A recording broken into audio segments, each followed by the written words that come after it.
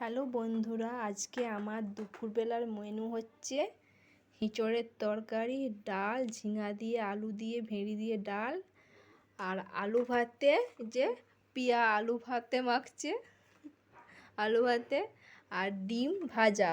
মানে ডিমটা আমি ভেঙে গুলে রেখেছি, মানে গরম গরম ভাজবো ভাত খাওয়ার সময়।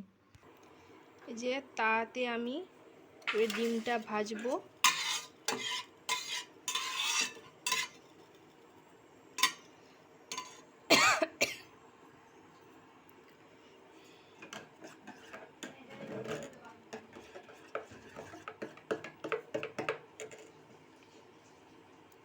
এগুলো দেখতে পাচ্ছেন গোটা জিরে, এগুলো হচ্ছে গোটা জিরে। আমি এতে লঙ্কা তেল ভেজে নিয়েছিলাম, এই জন্য জিরাগুলো তোলা যায়নি।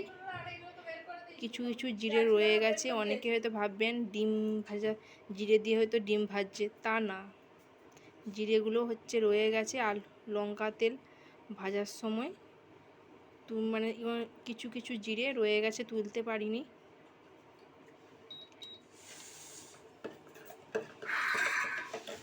আমার তেলটা গরম হয়ে গেছে, আমি এবারে ডিমটা দিয়ে দেব তাতে।